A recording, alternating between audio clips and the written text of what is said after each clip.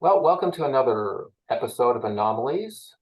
I'm your host, Dave Jinks, and my co-host, Gwen Farrell, is with us today. How are you, Gwen? Doing well? Doing great, thank you. Good. We've got a very interesting guest today, researcher, investigator of the paranormal, a techie in his day job, as he says, but tonight we're going to talk about a lot of different things, maybe ghosts, maybe psi experiments. We're just going to start the conversation with Ashley Knibb. It's Knibb. The K is silent. Ashley will take us into directions that we love to go on this show. So welcome, Ashley, to the show. Hi, thanks for having me. I'm going to go ahead and throw the first questions to Gwen because Gwen has been very excited to have Ashley on in relation to the Scole experiments and a wide variety of other issues. But why don't you start us off, Gwen? Okay, thank you. Yes, I would love to do that.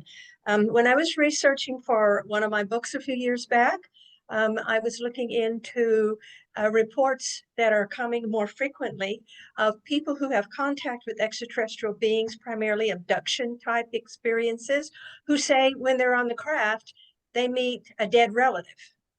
Right. So these things are beginning to be kind of what we call crossovers. And in the UFO field, we used to always separate that out: flying saucers, ghosts. But now we're finding that this is just happening more and more. So anyway, briefly, I was looking. First of all, I found G.N.M. Terrell's book Apparitions, which you do mention in your current book. And then I found the Scole experiments. And I was just fascinated. I ordered a very good book on it. I know there's a few out there. And I think it's phenomenal. I've tried to share it with a few people. But it's pretty intense. So I guess let's kick off starting with the Scole experiments, because I understand that you do have some knowledge and maybe some connection with those through your work with the Paranormal Society. Can you just kind of tell us briefly what they were, what made them unique? And the Scole experiment is based around a village in Norfolk in the UK. So the Scole is not Scole as in like the skull inside your head. It's Scole. Everyone gets mixed up with that. That's probably one thing to get out of the way really quickly. It's a location. They happened or occurred back in the mid 90s.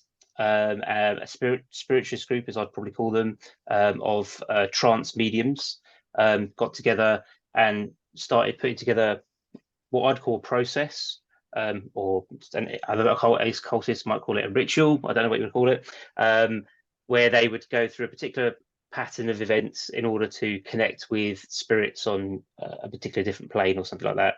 And they would connect with these spirits in a room which was basically the basement of one of their houses, which had been darkened and made into a specific way so that it was completely blacked out.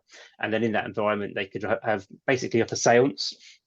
But they would be trance mediumship, so the spirits would speak through them, but they'd also have a lot of physical anomalies would occur. So light anomalies, physical movement, audible phenomena as well, direct voice would occur, all these kind of things. And it moved on pretty rapidly over years, and it gathered pace with additional things happening and lots of different things happening that made it really, really, really interesting, to the point where one of the oldest investigation groups or research groups in the world, I suppose, which is the Society for Psychical Research, they gained an interest and then started to send some of their members to investigate and document it. The books you mentioned, there's one book that's from the perspective of the Scole group, which was written by, I can't remember off the top of my head, but it is behind me somewhere, by Solomons. And then there's another book called The Scole Report, which is written by the there you go. There's a Scole experiment, which is by Grant and Jane Solomon, who I've randomly met at some point. That's interesting in one aspect because it gives you the position from the team, the Scole group's approach. The other book, which is not as much picked up, but should be, is the Scole Report, which is written by the Society for Psychical Researchers, the guys that went from this SPR back in the 90s, which is again Keane, Ellison, and Fontana.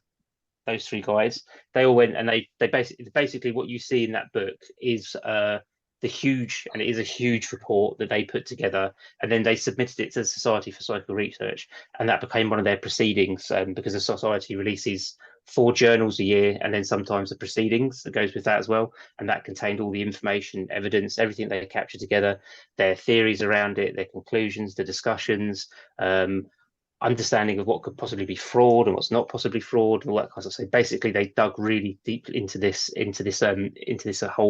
whole experiment that was going on. So, sorry, that was a really rapid, fast kind of. The Scole experiment, I discovered that quite by accident. Oddly, it was a guy at work. I was talking to him about ghosts, and back in those days, I didn't really talk about ghosts and paranormal because it wasn't a done thing. It was a bit taboo. So you randomly find people by the coffee machine, and they're kind of like, "Don't you know a little bit about?" And then he mentioned about this video about the Scole experiment, and he kept on going on about it. And he mentioned it so many times. And at the time, I was into another investigation. Then it kind of crossed over, like you said, and it kind of had a double impact. I thought that kind of makes sense. So I watched that, and as soon as I watched that, I was kind of hooked. So I kind of wanted to know more, and that's where I got the books and read the books back to front. I'm a member of the Society for Psychical Research. I have been for many years. I've spoken to a few people that have been to the Scole when it occurred. Unfortunately, the ones that I spoke to weren't the ones that are who wrote the book, because that's quite a long time ago, and some of them have passed now. But some of the ones that I spoke to are quite skeptical as well, because one was a physicist. So not that makes you skeptical, but but it's interesting because it's still to this day remains quite an interesting kind of subject matter. And unfortunately, one of the team, the Scole team that kind of put the whole thing together, in fact, probably the leading person within the group, Robin Foy, he's mentioned quite a lot. Unfortunately, he passed away. I think it was either last year or the year before. So he's no longer with us, but I did get the chance to speak with him online a few times about it, and it is fascinating, some of the stuff that come through. In fact, they moved abroad and tried to restart the whole thing up again. But yeah, that is getting to the point you made about crossovers. It is interesting because it starts off in a more spiritual kind of what you'd expect, like from a seance, where you've got not ghosts, or spirits coming through, and they're talking through the mediums, sort of like transversing through them. And then there's other information coming through from direct voice. And then they moved on to really fascinating stuff that you've probably got in that. In fact, the cover of that book displays it, where they started doing experiments with film. Yes. And that's where it got extremely interesting for me, because they were basically putting film in a little canister, undeveloped film in a little canister, on the table whilst I was having these experiments and talking to the spirits and having all these conversations. And then at the end, they'd have the film developed, and it'd have these strange symbols and messages on it. And I think one of the ones has got like a little design of what they call a communication device, which has got TAE written next to it, which is supposed to be signed by Thomas Edison. I say supposed to, because there's no obviously factual evidence to support that, apart from the fact that they sent that off and matched that signature to, I think in America there's a museum that's got some of these stuff, and that signature matched to their, so they're pretty high percentage wise sure that that's the same sort of signature. Now, obviously, I'm not a skeptic, but I'm also a non-believer believer. Kind of kind of sit on the fence quite a lot. So I kind of sit and say, right, okay, well, what's the devil's advocate position on that? And obviously, you have to take into consideration the possibility of fraud. So a magician could, stop a thing without saying anything. But you've got to bear in mind as well, these rooms were completely blacked out, so you literally couldn't see your hand in front of your face. But they did combat that with certain things using luminous bands and things like that, so you could see they were moving. But if you go back to, take the story back to Victorian times, there was a lot of charlatans, a lot of clever people that could quite easily manipulate situations in order to make you think something was going on when it wasn't going on. So you have to take fraud into consideration. But if you give a little and take it on consideration, it's a really fascinating case, especially the way it was documented by the SPR. So, sorry, that was a really long-winded kind of all about the hand. But what else? So you mentioned about it the crossover between ghosts and spirits and aliens and abductions and stuff like that. Yes, because they started talking about beings in almost like a different dimension or a different realm, and I think some of the I think the reasons it originally stopped was because they started getting into the realms of beings in the future or something like that, or another Yes, dimension, yes. Mhm. and they got a bit. I think they got a bit uncomfortable about that, and that's when it kind of like began to close down for the first time in that period of time. But you like to go in different directions. That wasn't the first time we've heard about crossovers like that. In fact, the first time I heard about crossovers like that was the Mothman prophecies. And I think it's Keel, is it Keel that writes about the Mothman's prophecies? He Yes. mentions about at the same time as you've got the UFO frap going on in Point Pleasant, you've got reports of poltergeist activities, ghosts, all similar kinds of stuff at the same time as having Men in Black, UFOs, all that visitations, all that kind of stuff, abductions, all those things happening all at once in the same area at the same point in time. Oh, and a cryptozoology situation where you've got the whole flying Mothman thing as well. So you've got those crossovers happen more often than people think. I think is kind of where I was going with that. So Yes. I think Yes, it is a big, big topic. And Mhm. like you said, there have been some books, several books written on it. Also, there's some things on YouTube. Many people have said that, claimed that it was a hoax. It was all a hoax and it was fake. But I think after all of these years, it stood up as probably still the most respected yeah, experiments that gave what they claimed to be proof of life after death, which is what yeah, the Scole experiments were like. They were, as you mentioned, seances, but from day one, they were planned in a scientific manner. And these books, I haven't read the other one. I've only read the one, this one, by Grant and James Solomon that I held up before. But you will be amazed of all the technical information they have in there. So if you're a techie and you're interested in knowing what kind of film they used, how many apports they got, everything that happened, it's there. And I'm sure it is in the Scole report as well. So yeah. So go on, um, sorry. do you think that in this day and time, knowing how everything is in public and in media, and the way people are kind of thinking consciously and spiritually, that another Scole experiment, something like that complex and that controlled, could be done and could be accepted? um, do you know, I asked a similar question about when I got into the Sky experiment. I was at the SPR. I asked one of the long-standing members. Unfortunately, also she's no longer with us, Mary Rose Barrington. I asked her a kind of a similar question because at that point in time I was so intrigued and fascinated by the whole thing, and I'd started to try and do it myself and recreate the kind of situation. I couldn't do it as frequently as I think they done like something silly like 2 times a week.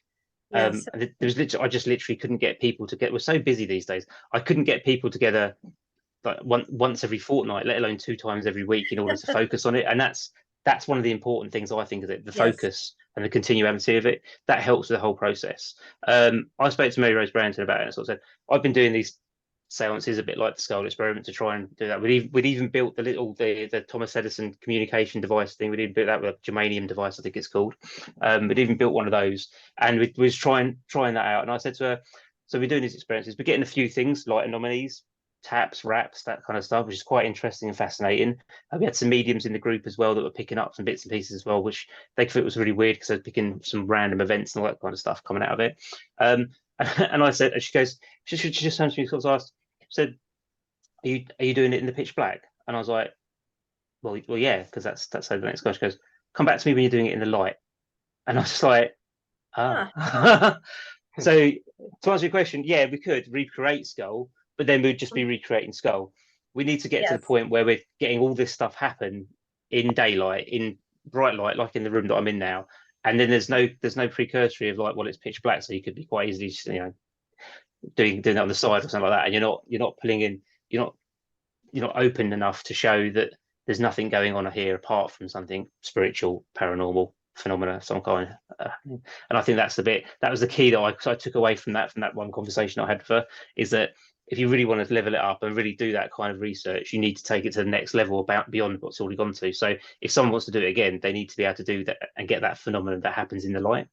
And of course we see that happen in some phenomenal cases, some poltergeist-based cases. Enfield, can't think of any other one. Various other ones as well that I can't remember off the top of my head right now. But you always see that they always say, yeah, the things just moved across the table right in front of me in the light and all that. So we know the phenomenon can happen. Like, in fact, a lot of the reports are in 80% of them, I think, are always in the light. And it's only we only sway towards putting things into the dark these days because of TV, because we investigate in the dark, because it's so much more fascinating and scary and stuff. So yeah, so I think I think yes, it can be done again. It's going to need a heck of a lot of focus if you take into consideration that they were doing it 2 times a week. They dropped their group down to 4 people, and those 4 people happen to be 2 couples. So you've got an emotional tie between, and they were friends as well. So you've got a very big emotional tie between the 4 people there straight away. That helps generate that phenomena as well, I think. So you've got to take all these things into consideration.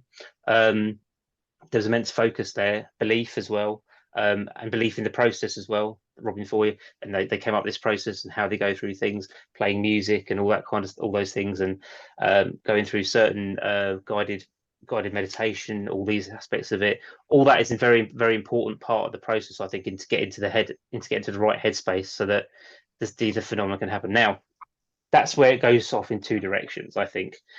You either go into a situation where you're then opening it up so spirits and all that kind of thing can come through, or you're opening it up to a point where you're getting into psi and you're actually enabling yourself to become someone who can pick up information telepathically from the close quarters or the non-local or further out than that, or you're picking up information from the future, the past, or things moving on because of telekinesis or psychokinesis, depending on the situation as well.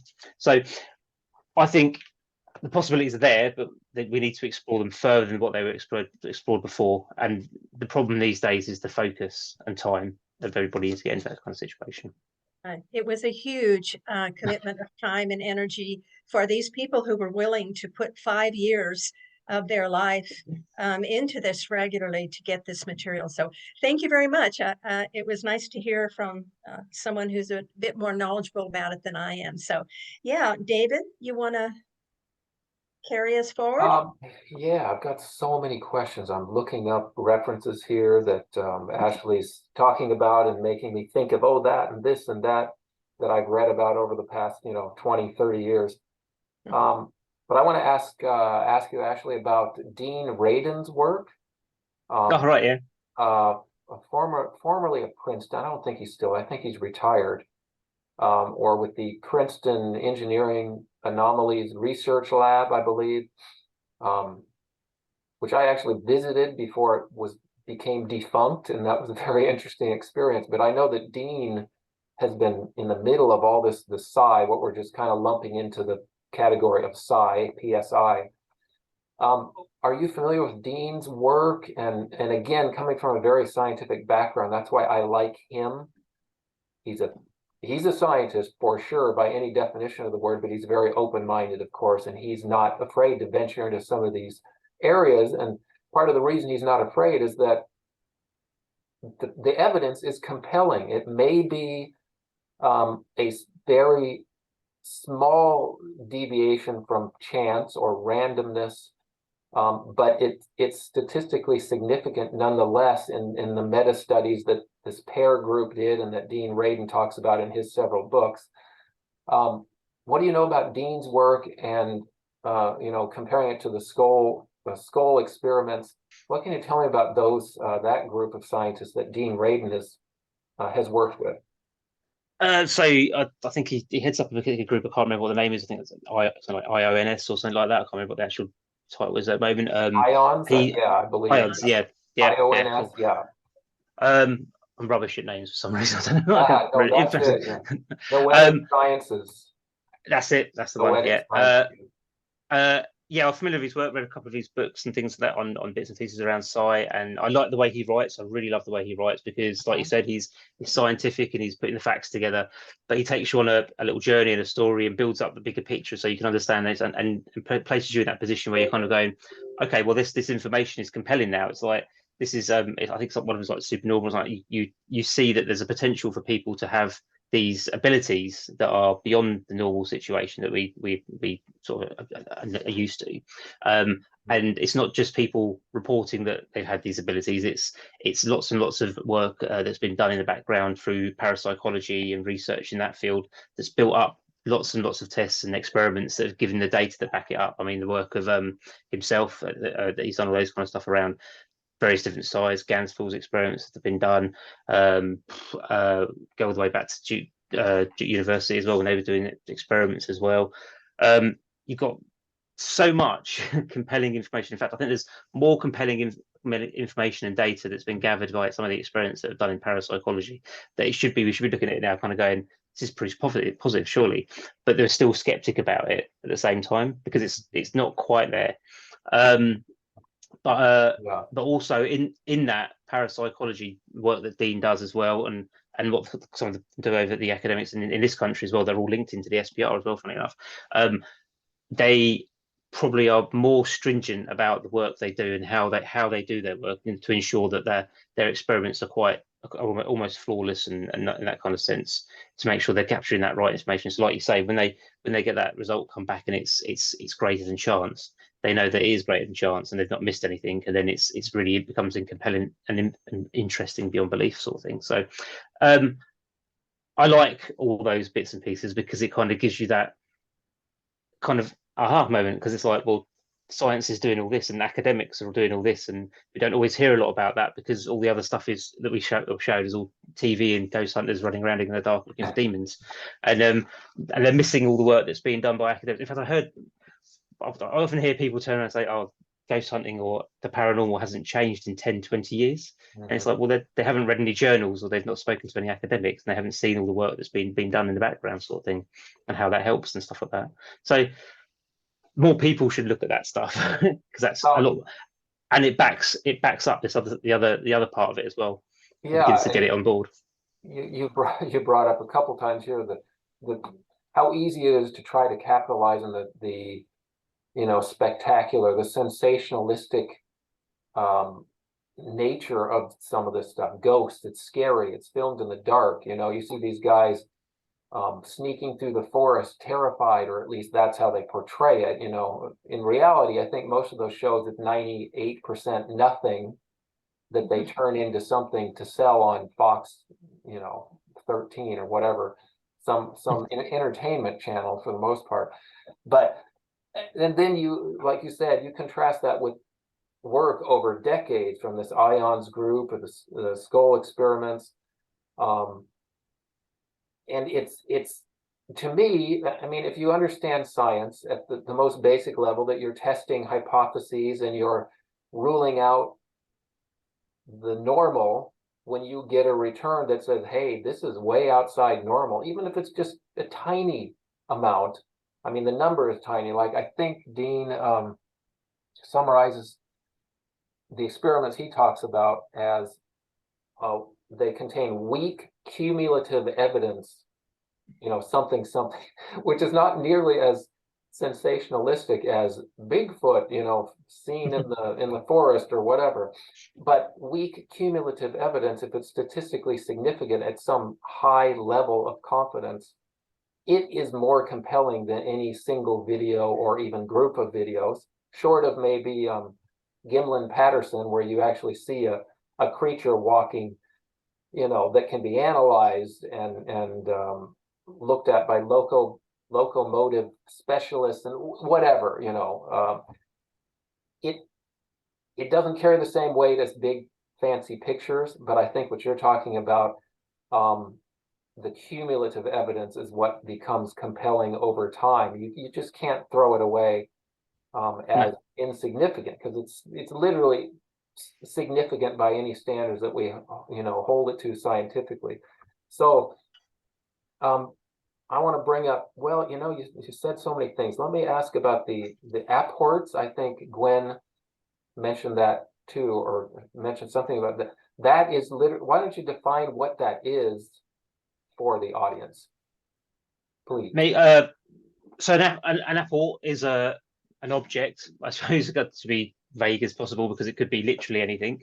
An object that has materialized into an environment without any cause, and it wasn't there before. So basically, an easy sort of description of that is a coin has materialized and it wasn't there before, and you can look at that coin and say, well, that's, so for example, you're in a house in the UK and you haven't got any American coins, and an American coin is materialized onto your table. It's like, well, where's that come from, kind of thing. Now that's an apport.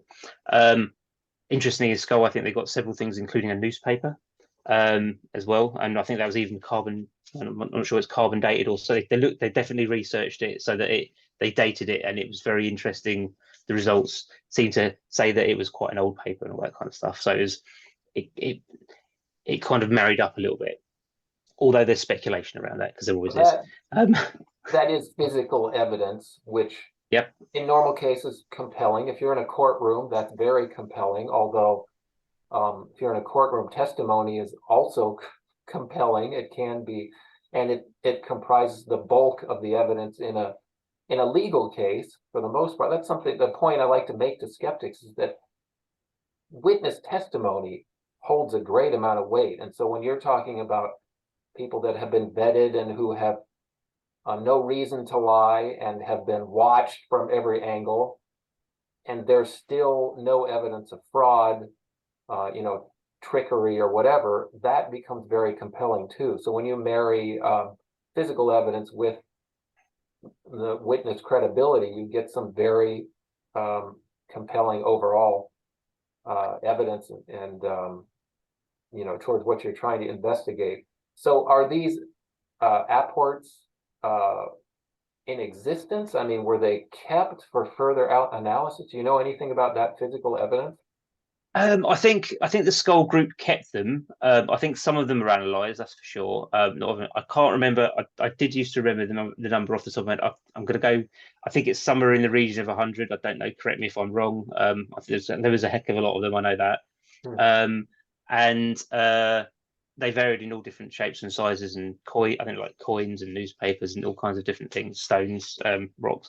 So there's all different variations of what they were and things like that. And they arrived, but the point of that situation with Scole as well was they arrived in the Scole room, which is obviously when they do the Scole experiment, it's all blacked out, and it's locked off as well. That's an important point. It's also locked off, so no one's supposed to be able to come in and put anything there. And these things occurred. So they had all those kind of things happen, and the team from SPR talked to them about that. I don't know if they actually witnessed by themselves any apports themselves, the SPR, but they were definitely there when the whole film situation has up, because it's one of them that's just creating a secure box to put the film in to make sure that it didn't get compromised by anyone during experiments. But that's they are fascinating, because if you go back, if you look at it like talking about Dean Radin, that kind of stuff, you're talking about something physical that's materializing into a reality without any kind of sort of reason for being there.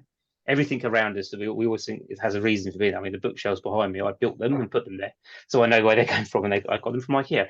A bit of a plug there, there's your phone line. But anything else, a coin that comes out of nowhere shouldn't exist. It shouldn't exist, as far as our understanding of reality goes. But then, if you then take that apart and then talk to some other theorists about different variations of the world, the cosmos and all that kind of stuff, and quantum physics and all that kind of stuff, you begin to get into the realms of the possibility of things being able to materialize due to thought and all that kind of stuff as well. So you could begin to break down an understanding of our reality isn't quite what we think it is, in which case that makes supports possible. Now, in my mind, and I have no idea what's true and what's not on this, because obviously it's a headache of a lot of science, probably beyond me. There's two possibilities. Either we can materialize them through thought, so even if it's not directed thought, it's in the back of our minds, and we can generate it and it creates it itself, or somehow we're transporting it from somewhere else. So we're using the coin again. They're thinking of coin from America, and then the coin from America materializes into that reality from America. So at some point that has to disappear from somewhere else. So and that makes sense as well, because if you think about all the things you lose, it might be pouring into someone else's environment. So all that 100 odd things that probably got lost across the world probably ended up in Scole during the 90s. So that's one other possibility. I like to think along the lines of the possibility of us being able to materialize things So almost like you're almost putting like the and I read it in a book somewhere, but I can't say it's not my thought, but a blueprint that you can put together that then creates that object. So you can almost create something out of nothing, or what we'd call something out of nothing, but it's not really something out of nothing because that's not exactly right. There's always something here. So it's confusing, I know. So I want to go down a bit of a rabbit hole there. But Yeah, well, we don't mind rabbit holes here. I'm going to throw it back to Gwen after my one more question. Ashley's coming to us from north of London, about a half an hour, you said. Do you detect, I'm sure you do, but what differences do you see in, say, the UK compared to US, or even India, China, other countries that you may be familiar with or worked with researchers from? What differences do you see in attitude in terms of skepticism, openness towards this stuff? I mean, can you give us some generality that you've noted yourself? me, Mm-hmm. uh, If any. I mean, there's no, I mean, there's a lot depending on where you look in the world. I mean, I speak to people because of work, and also some people that have so I've spoken to people from India and stuff like that, and a lot of things seems to be a lot more belief driven there, through a different belief system than we're usually used to. So not obviously, and that kind of I find that quite fascinating and interesting as well. And in some of those belief structures as well in different parts of the world, ghosts and spirits are completely accepted. So it's almost a normality. I mean, you think of things like that Day of the Dead and things like that. It's like, it's completely normal. So it's I find that kind of interesting in aspects. But I don't think there's anywhere that I've never spoke about that has never had an interest.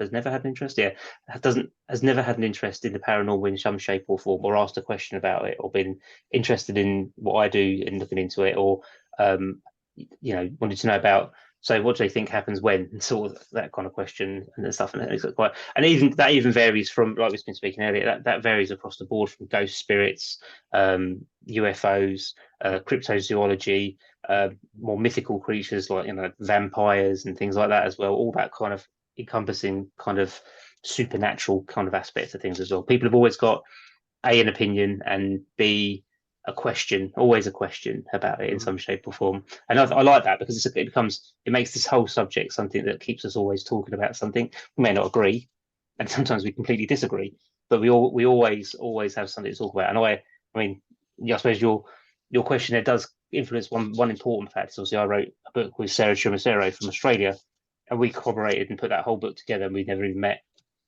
So the field can work really well when you've got an interest that works well together, and so I think that it brings people together quite well. I agree. Okay, Gwen, go. I know you're writing down. Oh yes, I'm enjoying your book, Supernatural Synchronicity, that you and Sarah, is it Chumacero? Chumacero, yeah. Chumacero wrote. Yep. Both you and she were bloggers independently, Yep. the way I understand it, and talked back and forth and realized that you had so many things to share that you would just throw it into a book. This is a very interesting book. It really makes you think. It's not just ghost stories, although there's a little bit of that in there. One of the things that really grabbed me was where you're talking about the source of psychical phenomenon, and you cover some different things in there. And you say, you have a statement in there that you think, or you believe, that there may be actually a physiological source that people have, and that is the pineal gland or the pineal gland, Yep. which many of us know as the third eye, and maybe the source of secretions of DMT into things, all this stuff. Would you talk about how you think that relates? Cool. Yeah. So there's obviously there's I delved different routes since then, but no, you're right. Yeah, so the pineal gland is one aspect of the physiological within the mind and stuff like that develops and secretes something, and could help develop part of the psyche, or the psychic ability, if you want to call it that. I mean, you could call it a third eye. That's again, that always links back into belief systems for me. It also, I mean, one of the things I think that kind of links into that as well, there's a lot of development around the teenage kind of times as well. So that obviously then links into a lot of the theories around poltergeist phenomenon, which are usually linked to teenage girls and all that kind of stuff. So there's a lot of links into different aspects that kind of come back to that kind of point and go, and a lot of people have written about this as well and looked into it as well, and how it evolves and changes and how that could kind of happen as well. I mean, it's gone beyond that now. I mean, I've looked into other things as well, so you can things like theta waves in the brain and all that kind of stuff. So there's a hell of a lot more stuff that you can get into, and it takes you down a whole different world from like the physiological aspect. So the brain and the connected parts of your point, but then you've also got the mind, which may be in the brain, but it might also be not in the brain. It might be, you know, in the ether, as they used to call it, or in a bigger field of consciousness, or a sea of consciousness, depending on what you want to call it, a reservoir of consciousness. I think William James called it. And then you've got all the other aspects that filter into that. So it kind of creates that concept of there's how did Robert Sheldrake, I think, explained it as like a TV. So imagine your head's a TV. It's got to receive a signal from somewhere. So maybe the pineal gland is then perhaps that receiver signal part of the TV that's receiving that information and then transferring it into your brain to be processed. It's probably one way of putting it, and that helps that. But there's obviously the difference of TV; it doesn't transfer very well, which it does now. But you transfer information both way, and that's the telepathy aspect happening. If you impact using that on physical objects, that's the psychokinesis bit working and that kind of stuff as well. So and all that kind of connects. So it makes us. It's a physiological part that I think kind of helps us to connect with a larger consciousness of who we are as a people. As a world, then you slip into things like Gaia theory, world consciousness theory, and all that kind of stuff, and go off and down a whole load of different tangents. Mm-hmm. Oh, thank you. It's a very interesting discussion in the book. Another one that I would like to ask that I found fascinating in that book is there is a discussion about the possible zero dimension. And where things happen. And I never heard this before. Can you explain what that's about? So Zero Dimension was a paper that was written by, I can't remember his name, but it was a paper that was in one of the Society for Psychical Research's journals. And I read about that. So it's a concept of where information passes through without any kind of time or space kind of barrier. Yeah. I suppose is one way of putting it. I may not have the science part right on that, but the concept that I took away from it was basically it's another dimension that allows us to transverse this to space and time, part of what keeps us restrained to where we are and when we are. Sorry. The more spiritual people out there probably have heard of something called the Akashic Records. Yes. Mm-hmm. Now, if you think of the Akashic Records as being a zero dimension, then that is kind of how I see it, because then the Akashic Records hold all information from the beginning of the time till the end of time, whenever that may be, if it'll ever be, and it's all in there about everything. And if you ever want to get that information, you can pull down from that kind of it, or you can transverse through it to get that information. So if you think the zero dimension in that kind of concept, I suppose you begin to kind of get an understanding of what that means. So then basically that information can be pulled from there, even though it might not be related to this time and space. It might be related to 40 years in the future, or 10 minutes in the future. Precognition, that kind of thing can then occur. So you begin to, by utilizing this zero dimension aspect, or the Akashic Records dimension aspect, you begin to create a possibility of things like precognition, retrocognition, all that kind of stuff as well. So yeah, I don't know if that was a really good explanation. No, it's a difficult concept, but it's very interesting. It might be possible that people who are very open to psychic experiences, many of us are, some of us aren't, but many people who are, and they just sort of seem that things come to them naturally. Mm-hmm. Perhaps they are somehow more in connection with this zero dimension, or they have somehow an ability to tap into it. Do you think that it could be something like that? I think so. Yeah, I think that the psychic possibility, or the ability for us to do certain things like in that way. I mean, I always describe myself as being a psychic as a brick, because I'm not any good at that. I investigate things, I pick up the facts and stuff, but I can't. I'm not really attuned with anything in that shape or form. Don't pick up anything. But I do believe that some people can. I've seen it, witnessed it, and all that kind of stuff as well in some investigations and things that I've done. And they can't explain it. So I do think that in some of those circumstances, it is due to there being less noise or less barrier or a belief system that allows them to tune in, or not even tune in. Maybe it's just there for them because they haven't got a belief system that says it's not there, if that makes sense. And then they can connect and get that information just straightforward and easily. Other people do it through dreams. So a lot of dreams are precognitive. So you can get that information through a dream because then you're in that altered state already, aren't you? Because you've dropped your barriers in that state, sort of thing. And a lot of people also can get it through meditation or by relaxing the mind and that kind of stuff. So they're dropping out of their usual day-to-day pattern and allowing themselves to get into a process where they can pick up that information and get it that way. And I think that's, and oddly enough, going back to an earlier point that we made, that's been looked at in research as well, hasn't it? So things like the Gansfield experiment touches on that straight away by blocking out things like vision and giving you white noise to listen to as well. It puts you into a certain state where you're not relying on some of your usual senses. So then you begin to pick up other stuff, and then they transmit information backwards and forwards to try and see if you can pick up on that. And that's been done a lot, the Gansfield experiment, in different shapes and forms to get understanding that way. And obviously the classic Xenocard one as well has been done with different formulations as well, where they've taken some of the olfactory sensories out of the equation to make it simpler for people to connect and get the information. So I definitely believe that different states of mind and being and beliefs and all that kind of stuff plays a big part in it all, in tuning in or not tuning in, I suppose. Yes, thank you very much. David? Can I, because the next thing I wanted to ask Ashley kind of dovetails perfectly with this part of the conversation. That is that I don't have the source. Well, it looks like John White in the book Psychic Warfare, the late 80s book, but he said that he cited information that was presented to the U.S. House of Representatives Committee on Science and Technology, evidence that was accumulated, acquired by, I don't know where, if it's the CIA, the FBI, it was some alphabet agency somewhere, of course, intelligence agency. They all say they're not interested in this stuff, but we know they all are, and they have their own units and budgets and all that.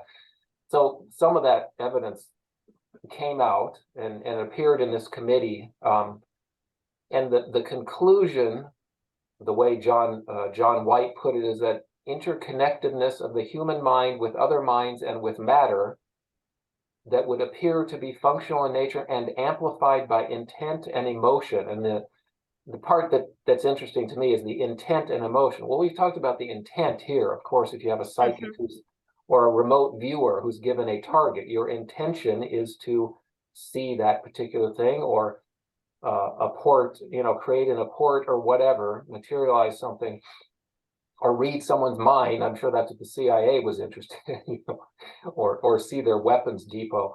But Ashley, I'd like to ask you, what part in all this do you think emotion plays? I think emotion plays a big part in it. The point, I think the thing that you were talking about there is Project Stargate, and the remote viewing stuff, the stuff by Russell Targ and all those kind of guys. It's probably all that kind of Probably, stuff. Yeah. So, and that's another area that's got a heck of a lot of body of evidence. Remote viewing, I think, is very, very interesting because it's got so much backing it up. But back to the question, I think in the psychic aspect of things, I think emotion does play a big part in it. You talk about the Sky experiment. You got, again, like I mentioned earlier, you got two couples that knew each other, friendship. And they're couples as well. So there's an emotional bond in there through friendship and through the relationships that are built in there. And I think that's what helped them communicate so well and work so well. I think emotion can happen in different ways as well. So you can have, obviously, you look at poltergeist cases and things like that, and anger and stuff like that can generate additional poltergeist or negative activity, if you want to call it that. And I think as well, if you look at crisis apparitions, you're looking at bereavement situations as well, where people could lose someone. So it's almost like could almost be like a precognitive understanding that someone's gone, and then that loss is there, and then they pick up on them and see their spirit or their apparition. Crisis apparition. So I think emotion is one of the bigger ties, and I think that's one of the things that helps draw the connection between us as people, maybe, and all that kind of stuff. And I think it helps drive some of the paranormal connections, for want of a better term, that occur in all different environments, in seances, in ghost hunts as well, or in experiments in the lab as well, perhaps as well. So I think emotion and the intent aspect of it it's massively important, to be fair. Yeah, you think of like the case where this may be a proverb, you know, the case where the kid is trapped under the car or something, and the 120-pound mom lifts the car up or something. You know, I don't know how much of that is actually documented, but superhuman powers in times of, like you said, crisis or high emotion, fear, love. It appears, maybe is this correct? It appears that it's not necessarily the fear or the love, it's just an intensity of an emotion that can contribute to things. Is it that terror always creates negative things, or is it love always creates loving things? I mean, is there any connection that you've seen, direct connection like that? Maybe my immediate response to that is probably I've not gathered enough data to understand whether that's true or not. So I couldn't possibly answer that definably. I mean, I've seen where intent has played a massive point, where certain people are quite emotional because they've lost someone, and they're going on ghost hunts on a regular basis because they're hoping to see a ghost, but actually in reality, because you've been beginning to get into their story a little bit individually, they're not actually looking for a ghost in, you know, in the particular building they're going to. They're hoping to connect with the person that they've lost.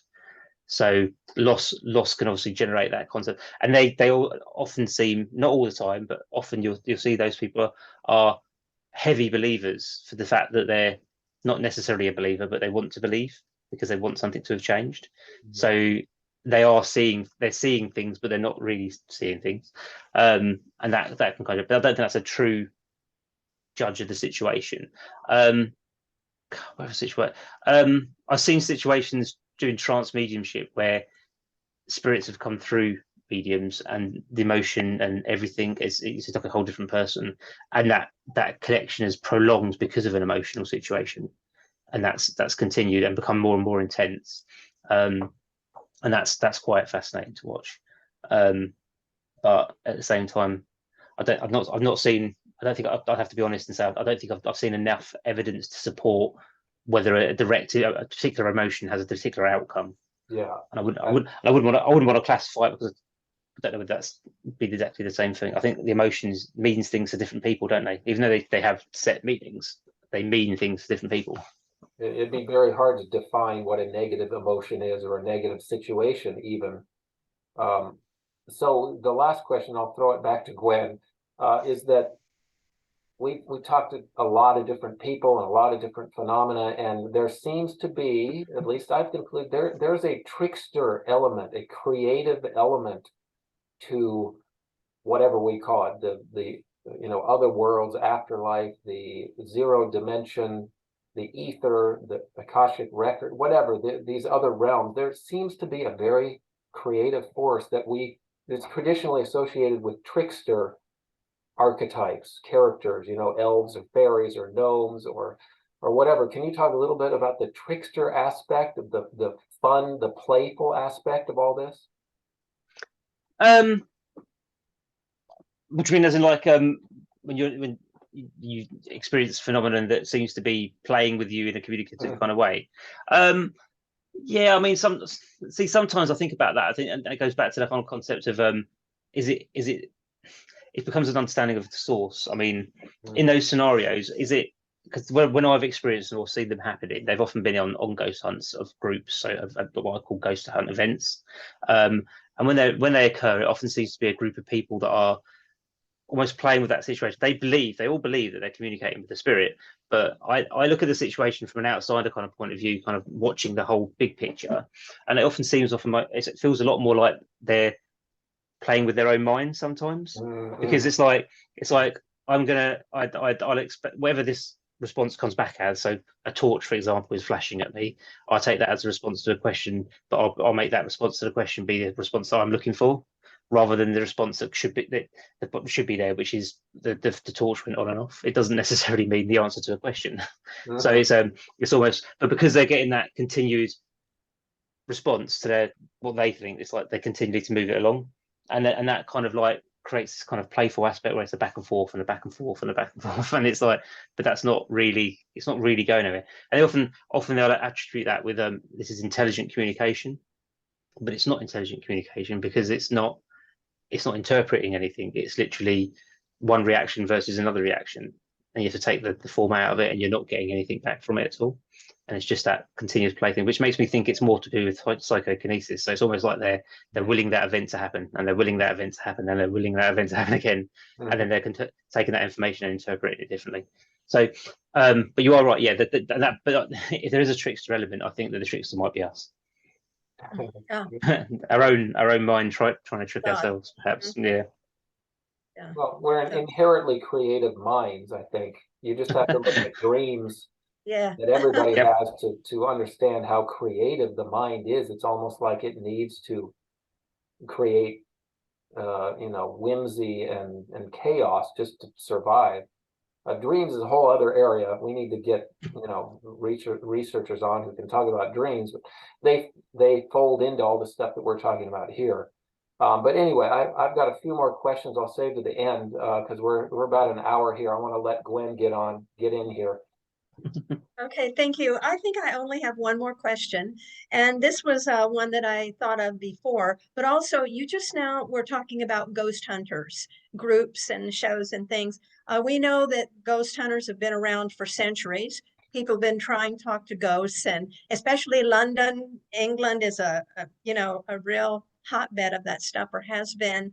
But I guess my question is, it seems to me, and I think I also read this in the book, that you or Sarah made a statement that many of the ghost hunter shows that you see on TV or ghost hunter groups that you go on are really not investigative, they're experiential. And that many people go on them because they want to have an experience of some kind, whether it's my Aunt Maddie who died last year and I want to meet her, or if it's just I just want to have a fun time. I just want to get kind of spooked and see what's going on. So do you think, as coming at this perspective from being a legitimate, what I would call a legitimate paranormal investigator, that these kind of things kind of are a problem for people who are really trying to look at it seriously, or are they okay because they kind of open us up to it? Or do you think that they have a place in this, in our society? What a question. Controversial, that one, I suppose, a little bit. Yes. I think ghost hunters, or as someone, I think Steve Parsons called them, weekend ghost hunters, which are basically ghost hunters that go out every weekend and go to a public location, I call it, walk around in the dark, and try and find the local ghosts that's associated with that place. That's what I'd call like a weekend ghost hunter, in their own little social group as well. So their own little ghost group, which to be fair, I always put my hand up and say that's how I started. I had my own group and we went out and as long as they respect the place they go to and are realists about what they're looking at, and if they're just doing it to have fun in that social group and talk about paranormal stuff, then that's fine too, because that's fine.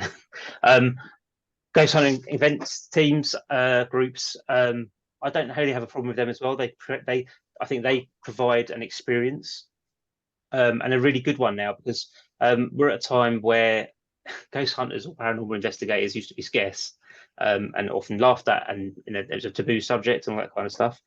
These ghost hunting events teams allow people that maybe see something on TV, which I'll get into in a minute, and they think, oh, I wouldn't mind seeing what that's all about, and maybe trying to find out if I can experience something myself, and they'll go along and they'll try and experience something or not, depending on what happens.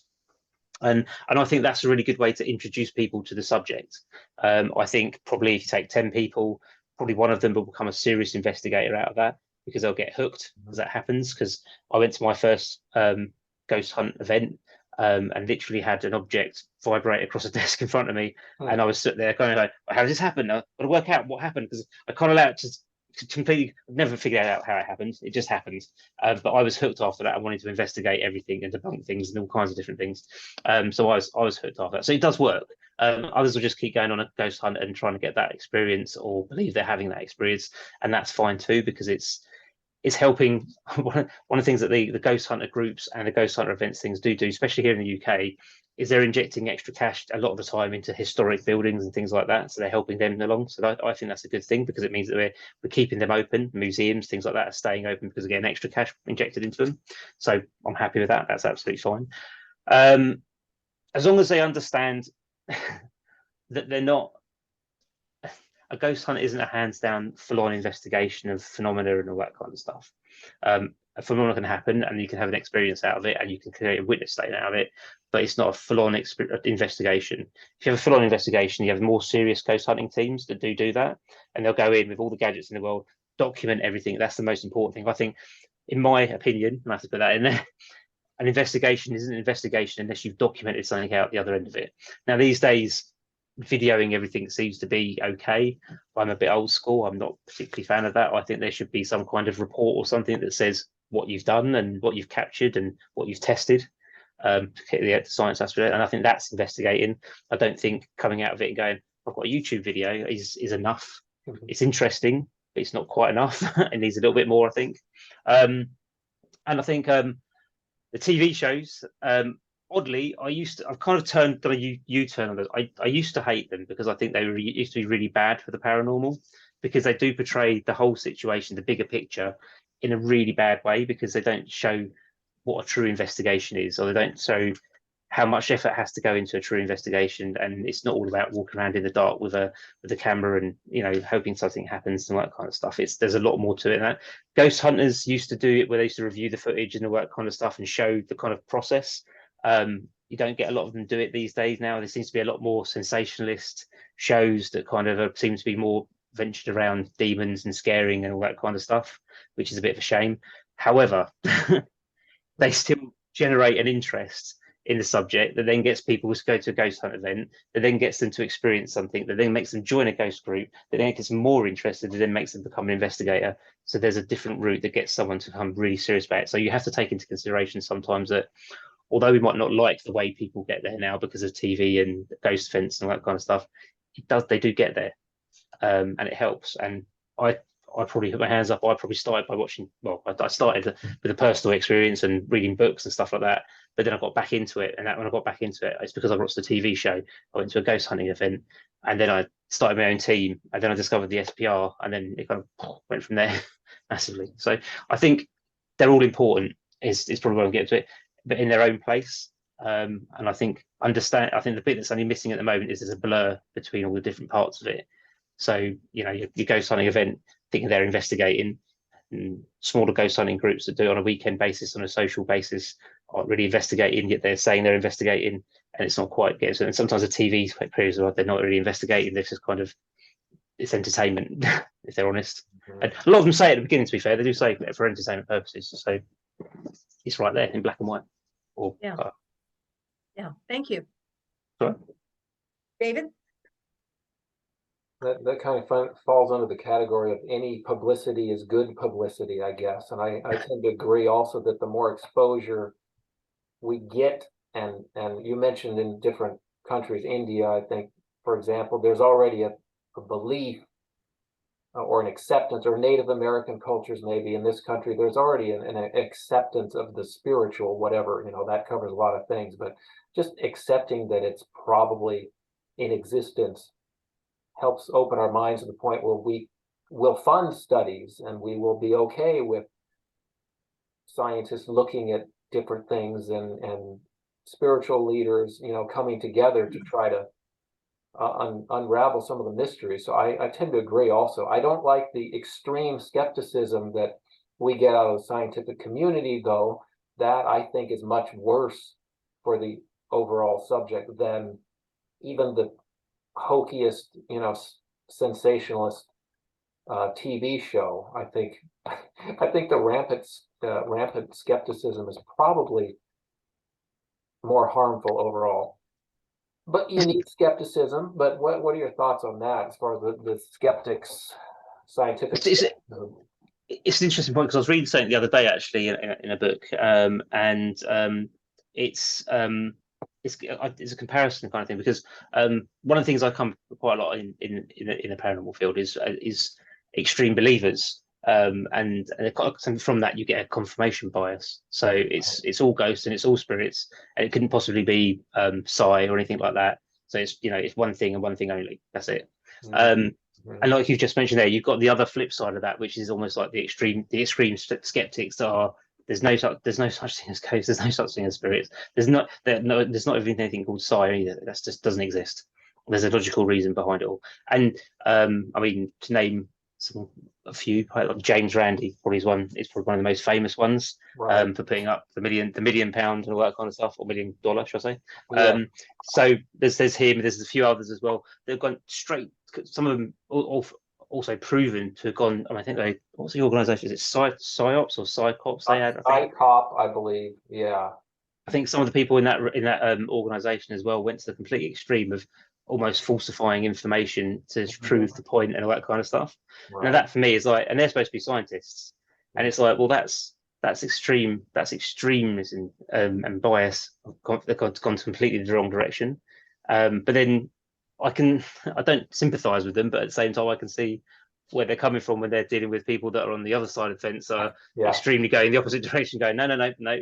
You have to take it into consideration. It's spiritualism and all that kind of stuff. I think I always like to go back to the middle, because I always get used to told off for sitting on the fence. Do you either believe or you don't believe? Which one is it? And I was like, no, it's in the middle, because there's not enough information to take me either way. Yeah. So, and I think that's where we need to kind of be a bit more, because from there you can begin to see a bigger picture. You can begin to understand whether what you're looking at is telepathic interaction, or psychokinesis, or whether it's a spirit communicating intelligently with you or anything like that, or whether you're missing it completely and you should be on the skeptic side of the fence, and what you're actually looking at has a completely logical reason behind it. And once you nail that down, you go, oh, okay, fair enough. It fits within the laws of the governance of the world and the universe as we know it now. So it kind of fits better, and you can rule that bit out, and you can move on to the next thing, and we can begin to understand it a bit better. As long as we keep going backwards and forwards between these extremes on either side, I think we're always going to have trouble in nailing it down to what we need. And I think there's fewer people in the middle looking at it from that perspective, and being open-minded, like people like us, like sitting there being open-minded about things, going, well, it could be this and it could be that, but I'm going to gather the information until I get to the point where I go, okay, I think it might be that now. And I think the 3 words, I think sort of like Brian Kerr, I think, saying it as well. 3 words that people hardly ever mutter in the paranormal field is, I don't know. And I think it's important to be able to say, have the faith in yourself and go, yeah, I don't know what that was.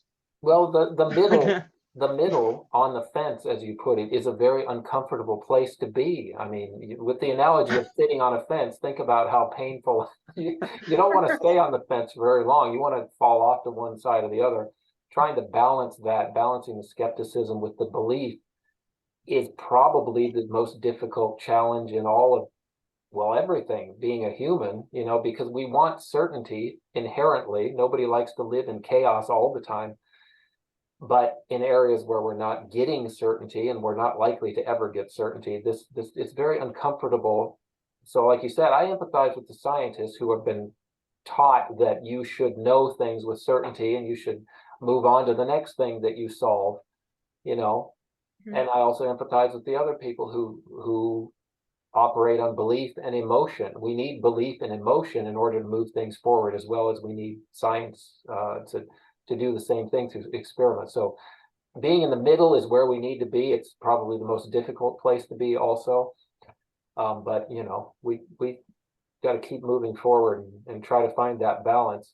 So I've just got one last question, and that is, can you provide, say, the top 3 most compelling pieces of evidence that you have, that you're aware of, that again keeps you moving forward in this field? You think, well, I think you mentioned one of them when you witnessed something you couldn't explain with the thing going across the, what was it? Something went across the desk? It was a digital camera, which didn't have like a vibrate function like that, but literally it was on a desk in front of us in a courtroom in where was it?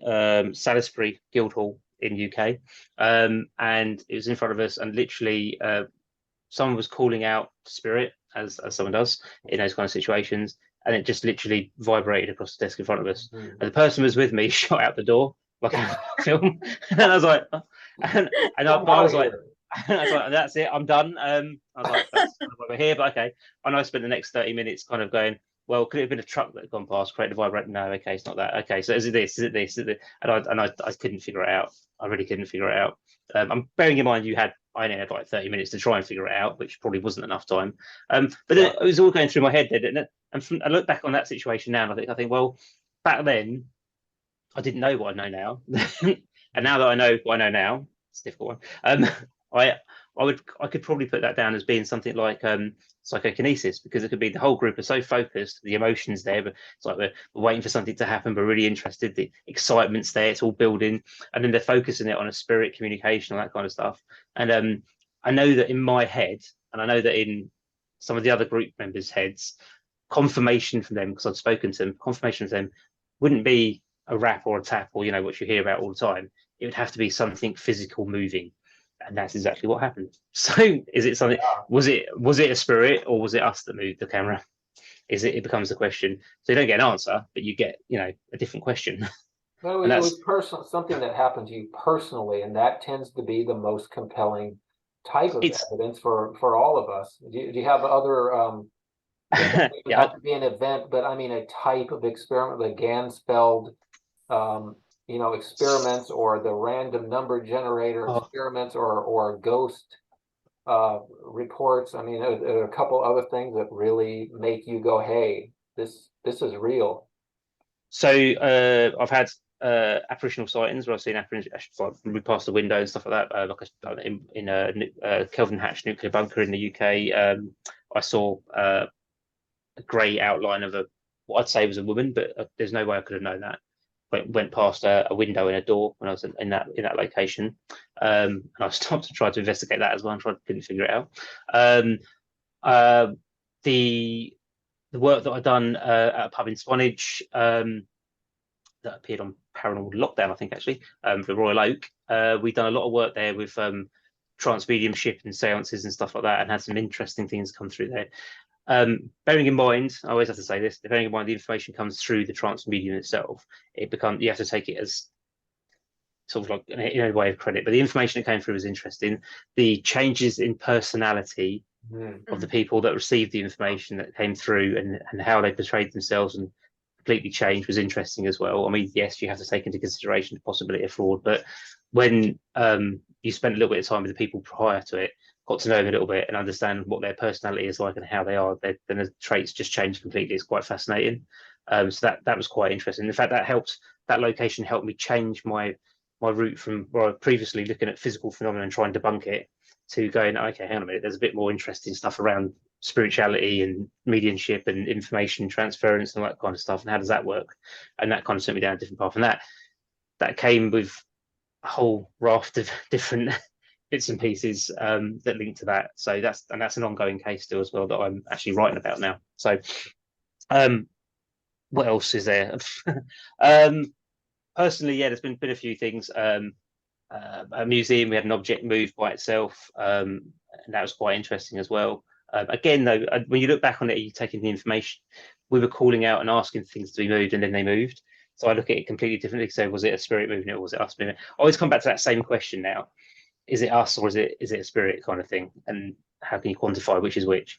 And I think that's what keeps me moving forward, is the fact that I can never really answer that question. And things happen, and then you can't answer it. And you're like, well, okay. And it's always a mixture of two things that I've experienced. Like, it's either that physical, poke that tells you that something's happening differently, or it's an information transfer that makes you go, that's interesting. What does that mean, kind of thing? And you go, and it takes you off down a whole different rabbit hole and links and crossing zero dimensions and all kind of lovely stuff.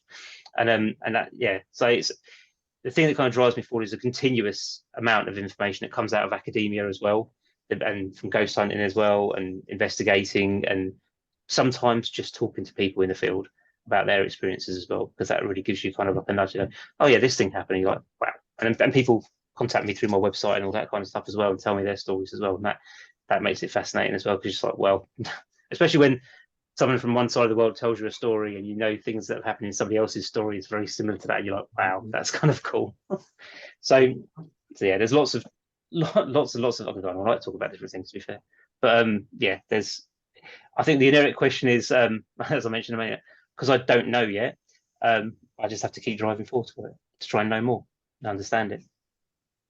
There's always another rabbit hole to dive into. That's what Yes. I think we all Never love ending. about these topics. I didn't think of that before. You know, you brought up the zero dimension. I made notes here. I'm going to go read about that because I hadn't heard that particular term either. It's just it's fun to learn new concepts and new ideas from other people who are going through this whole thing in their own mind, going, you know, what does this mean? Where does this lead us? That's what I find fun about this, and I think that's probably the same for all of the hosts and the guests on this show. Gwen, I'll give you the last question here if you have another one.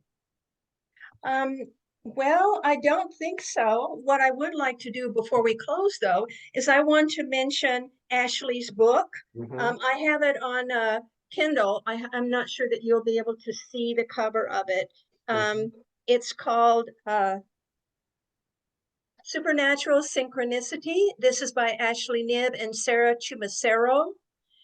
And it's a great read because it's so interesting, but also because it's a collection of articles or blog posts that they put on their 2 blogs. So it's pretty easy reading. If you want to sit down and read something, you can read it, and then you can put it aside. And when you have a little more time, you can pull it out again and read a little bit more. And so it's not a big book where you're just plowing through it, getting lots and lots of technical information. Those are good too. But this is a real good, easy read to have. So I highly recommend this one. Thank you very much. Oh, good. And Ashley, do you have a website? Is it just ashleyknibb.com? Is that the best one to That is exactly what it is. find your stuff? And again, that's Knibb with the silent K, Knibb.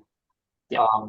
Well, I'd like to say again, thank you so much for joining us. We'd hope maybe to have you again in the future when your book is, you know, whatever you're working on now is done. When you have any new information on studies or experiences, we're always open to having a return visit and kind of continue the conversation that goes forever. As long as we pursue it, it'll go and go, and it'll still be interesting. And that's why we do the show Anomalies. Again, Ashley, thanks for being with us. Gwen, thank you too for being here as my co-host, and we'll plan to see everybody again. Okay. Thank you for having me. Cheers. Bye. Thank you. Bye. Take care.